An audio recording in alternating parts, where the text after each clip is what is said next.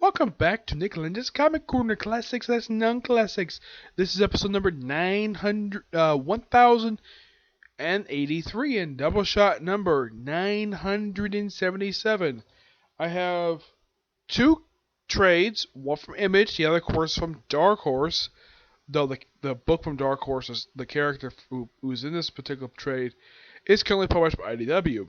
I'll talk about that soon. First up, it is from Scott Snyder. Yep, the second trade, the first of two trades I'm going to review. Next review is going to be on a different Scott Snyder trade, a series he just about to wrap up. Actually, just wrapped up recently. This was a mini-series published in, I think it was like, how long ago was this come out? 2014. Basically, this is basically a book about 5 to 6 years old. This is Wytches. Yep. Despite being called Volume 1, it's only a second issue limited series. Written by Scott Snyder, artwork by Jock. This is only like the second book I could think of they worked on together. The first, of course, was the Black Mirror storyline. They did reunite recently for the Batman Who Laughs. This is by far the third trade I've actually reviewed where it's done by just these two. Scott Snyder, of course, aside from this, I have reviewed all the trades that collect this entire Batman run, the Dark Mirror, and almost all the trades that collect this Justice League run, the first trade from American Vampire. I have reviewed Superman Unchained. I'm trying to think what else have I reviewed that's from Scott Snyder. Let's see. Dark Knight's Metal. There was the two other trades that are part of that crossover. Let's see. I think that's it. Yeah, mostly a lot of DC stuff. This is by far the first thing outside of DC I've actually. Now, what we thinking? What about American Vampire? Vertigo. It was an imprint, but it's published DC Comics. But this is the first fully independent comic I've actually reviewed from him. Wytches, a book about a girl who sort of pledged to join a fraternity. You have run a line. This is based upon sort of a childhood experience of Scott Snyder, which I'm like, okay, yeah. And the artwork, the way this book reads, it's kind of like it's what people think what Silent Hill is, in some ways. Probably what the comic should have been: scary and intimidating, not stupid. Yeah. Also, the thing with this particular one is that because it's not regular DC Universe, and like with American Vampire, there is a ton of swearing in here. Like, oh my gosh. Image basically is like swearing all day long. But the problem is this. Image does not have a rating system. Marvel and DC do. Excuse me, so at least they know who their book's supposed to be for. Image doesn't give a crap. They never have. At all. They have been like this. This has been their motto since they started back in 1992. For them, it's like, for all ages. Well, basically, it doesn't matter who you are. But it's like this comic is...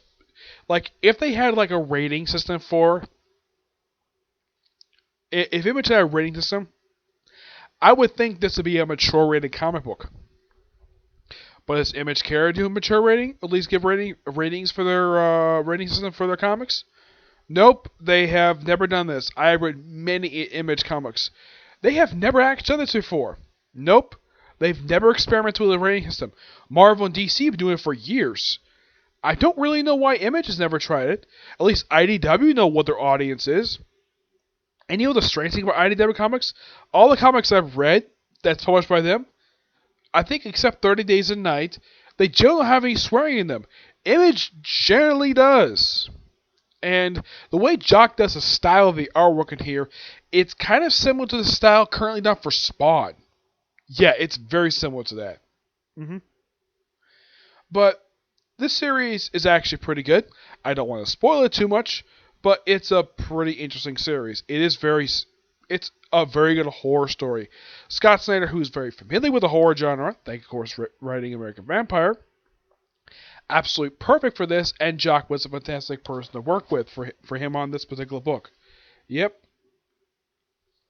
But I get this book roughly a 9 out of 10, but I do recommend this only for adults. Do not let little kids read this book. They'll probably be like, what in the world is going on in this book? I really wish Image would give a rating system for their comics, but they never do. Oh, okay, now apparently. Yeah, apparently they do. I'm looking at it right now. Yeah, it's very tiny. Yeah, it's barely visible on this black cover. I mean, look at that. You can barely see it. If I were Image, I would basically put this in a very dark lettering, not light white. Yeah. Alright. Moving on to something a lot more lighter than that. I mean, Scott Snyder is a great writer. I'm a fan. I'm a big fan of his art, of his writing. Like, I've been reading his books since like 2011. Ever since he started his Batman run, which that run was fantastic, by the way. And I'm going to be reviewing a few his. I'm reading right now the 4 trade the collector's run for Justice League, and I can't wait to review that because that one's so good. All right, moving on to Usagi Jimbo. Yep. You probably thinking, okay, who the heck is Usagi Jimbo? Some of you may be only familiar with this guy thanks to his frequent guest star appearances on the Teenage Mutant Ninja Turtles cartoons. He showed up in 87 series several times. He showed up in 2003 handful of times. In the 2012 series, he showed up for 3 episodes in the final season of the show. Though I got handed to people who did the animation, though it was done CGI. The CGI version of Usagi Jimbo was done fantastically, and it seems as though, and it's kind of strange though, Usagi, that's the only time he's been outside the comics, is a guest star in someone else's cartoon. Yep. In case you're wondering, like, has at any point in comic books, when was the first time in comics Usagi met the Turtles? The first one he met was Leonardo, which that was loosely adapted episode of 2003 series, a comic called Turtle Soup. Yep, which they kind of did a partial follow-up to that and the Mirage run with the one-shot they released a couple years ago. Now, this book is done by... Now, you think anything about Usagi Yojimbo, he's one of the very few comic book-based characters who's still done by his original creator. Yeah, no other person has ever actually written this character, well, his main series. The only people who've had this distinction to still write the same character for a long period of time and never give up this character is Mike Mignola, who does Hellboy, Eric Larson for Savage Dragon. Let's see, who still doesn't and has never taken a break from it. I could say Kevin Eastman, but he didn't write the second volume for the series. That was Jim Larson. I've met the guy, fantastic to meet. The 3rd volume was done by Eric Larson. The revived run was done by Peter Lard. Kevin Eastman's on the current run of the book. But yeah, currently this character is published by Image. I was surprised he jumped over to Image. Now here's kind of the interesting thing about Usagi. Throughout his entire original run, for his Fantasy Comics run, it was all black and white, like it is here. For Mirage, and this I thought was really weird, it's published in black and white. It's published in color. Yeah, his brief run for Mirage was entirely published in color, and that was 16 issues. Yep.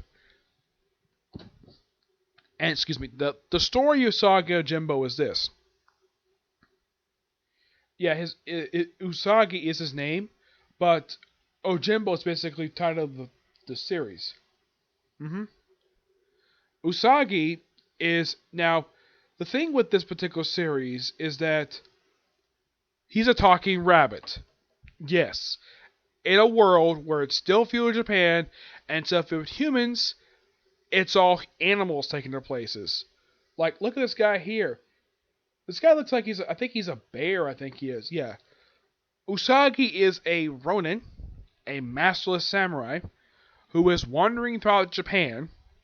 Unknown if basically animals exist in other countries. They only show Japan. It's never been shown in the series. Yeah, he goes over in Japan, solve a series of problems that he just happened to stumble into. Yeah, you kind of say he's kind of like a drifter, but at least he has money, and he usually is hired to do various jobs. And here's the interesting thing about this character. He's a father, but he's not married. Yeah, here's kind of the interesting thing about it. He actually had a one-night stand with his boss's daughter. Yep, his boss never knew about this, because his boss was actually his lord, his daimyo he worked for. And, excuse me, he died in battle, so he became a master samurai. There's another character aside from, well, the woman became the mother of his child, who actually does appear in here. I think it was Josiro, who he refers to as Uncle Usagi. Yeah, he has never figured out, though, that Usagi is his biological father. Yeah. hmm And here's the thing. There's another character, I think her name is Tomi. It's implied she might have a thing for Usagi, but it's never explored upon. And, like, some of the feudal lords in here are so interesting, like, who these are, like, there's one who's a snake, there's one who's a panda, there's one who's, I think, a koala. It varies. But it's kind of told, like, various styles of classic Japanese lore. Now, this book collects issues 53 to 60 of the Dark Horse Comics run. If you're wondering how long Dark Horse comic run lasted for, it started back in 1998, ended last year. Yeah, ended after about 175 issues, which, damn, that's a long period of time.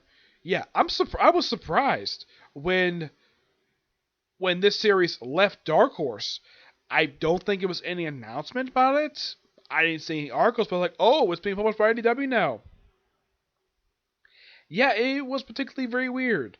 Now, the stories for this one are this. Basically, Usagi is traveling with this man who's his teacher.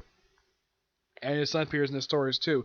They take on some bandits, and his son is very much like him when he was around that age.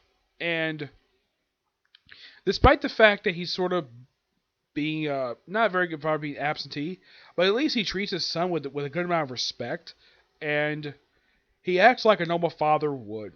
I myself am not a father, but if I was in his shoes, I would definitely react the same way. For disappearing a lot. I mean, the kid himself is probably about 12, maybe 13 years old, but he's not legally allowed to hold a sword yet. But mostly there's a couple of swordsman duels in here. The second one comes after a big battle with a group of bandits. The first one comes when his former master basically just happens to be coming across. He's like surprised to see him, and he basically did not want to apparently get this. This school basically was in this one town. Like, he had no desire to challenge their leader of the dojo, and they thought he would, even though he had no desire for it, but he was kind of forced anyways after beating up the students. And then he did take on the teacher. Teacher lost, school disbanded, and they traveled together for a while, and then they come across a village. There was another swordsman there, a guy who they developed great respect for over the course of the issues in here. And after feeding the bandits, they have their match.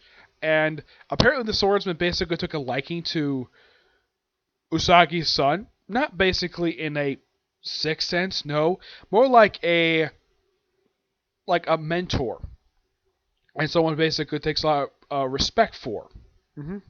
So he basically battles him, and Usagi's teacher wins. Yeah, apparently, like he knew his weakness, but he was gonna tell his sensei about it. But he's like, "No, don't tell me.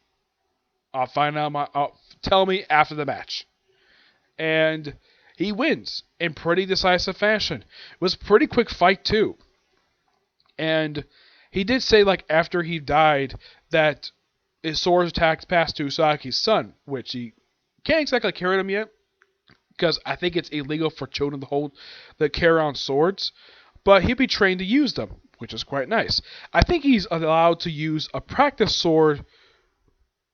From what I can tell, I think maybe he's allowed to use like a wooden sword, but not a metal sword. He can have the swords, but he can't legally carry them yet. Like not around his waist. Yeah. But this overall is purely fantastic. If you want, okay, here's a sample of this fantastic artwork by Stan Sake. I think he pronounced the guy's name. Yeah. Oh, and by the way, the guy really is. He's actually. I've seen a picture of the guy. He actually is originally from Japan. I believe so. At least he's Japanese descent. Here is Usagi drawn by him. Yeah, that's a good close-up of Usagi. I got hands to the guy. That's a very good Usagi. And it's a good thing, too, because he's the one who created the guy. Yep. And the thing is about Usagi is you have to be read from the start of the series. Lucky enough, Dark Horse did release before they discontinued publishing the character. They have released, as far as I can tell, all of the Fantagraphics run and the run in the Mirage and their run all in trade. So you can easily track it down, no problem at all. This is volume 17, which is called Duel at Kitanoji. I think I'd see you pronounce it. Yeah. I'm sorry if I mispronounce the name, but that's the best I can pronounce it because I don't speak Japanese. But this book is fantastic. Love it. I get this book a 10 out of 10. It is really damn good. If you're a fan of Usagi Jimbo for the cartoons, I highly recommend checking out his comic book. It is really good. I've never come across a bad issue of the series. No. If you want to think of what was the best era for the character, his Fantagraphics run is a good place to start, but I would say he got a lot of really good, long highlights from his Dark Horse run. Mm-hmm. Currently, Color, published by IDW, and they relaunched the numbering surprisingly, probably so they won't confuse people, but I can understand that because switching companies. I don't know if IDW would actually republish, all those trades that Dark Horse published. I have no idea. Maybe they would. It depends upon them. Yeah, maybe Dark Horse still has a license to publish the trades. Well, probably for their era. But I'm sure IDW probably only has license to publish just their run. I'm not sure about the first three eras. The Fantagraphics run, Fantagraphics was a company back in the early 80s. Yeah, I don't think they're around anymore. The company who briefly took Usagi, Mirage, yeah, they're still around, believe it or not. Yes. Despite the fact what made them big was the Turtles, they're not published by them anymore. They lost the right to publish the characters back in 2010. Yep. And as far as I can tell, they are still active, but they haven't published a comic book in years. Yeah, not that I can think of, no. Yeah, but Dark Horse is doing fine. I mean, it's something though, okay. So, in the past few years, they lost Star Wars. And recently, a couple years ago, they lost Conan. And now last year, they lost Usagi. Oh yeah, they also lost Buffy too. Yeah, they lost 4 major licenses in the past 6 years. Yeah, in the past 6 years, they've lost 4 major licenses. Star Wars, Buffy, Conan, and now they don't publish Usagi anymore. Nope, they don't publish Usagi. But they're doing fine, despite the fact they've lost 4 big franchises that they had for years. Usagi they've had since the late 90s. Conan they've had since the early 2000s. Star Wars they've had since the early 90s. As for, let's see. As for Buffy, I think they've had the rights to publish them since the beginning. Since they became big, probably since the series was on the air. Yes, though currently I think that the comic is published by Boom Studios.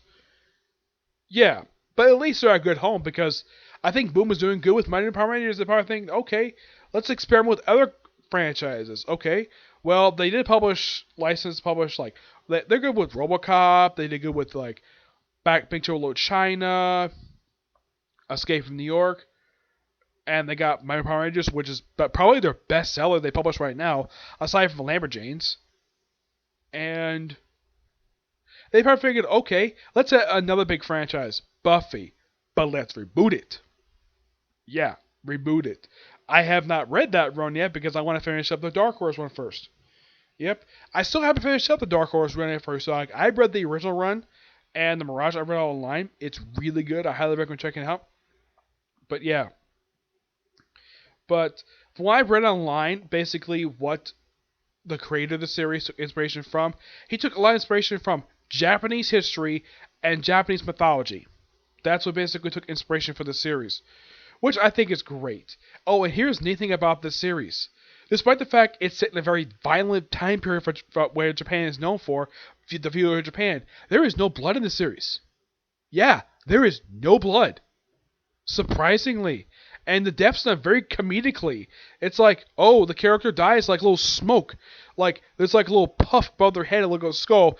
And that's to signify the character dies. Not by a massive stabbing, not by head chopping off, by a comedic effect. Which I think is fine.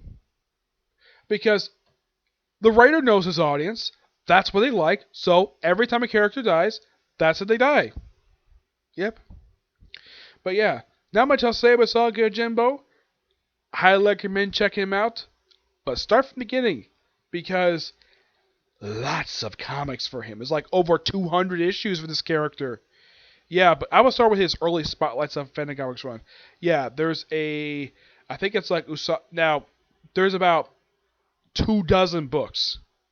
But it's like... I think it's like Usagi Saga, which collects like the entire... Like, there's a big hardcover collection that Dark Horse did have that published his entire Dark Horse run. I don't think they did it for his Fantacomic or Mirage, but I do however check it out, but it'll take a while to probably track down. But I'm sure it's still in print, but it all depends upon if you can find it or not, okay? So yeah, that's it for this particular review. I have one more review I'm hoping to do today. That'll be a review of Rama Half, okay? But do the next review. Bye.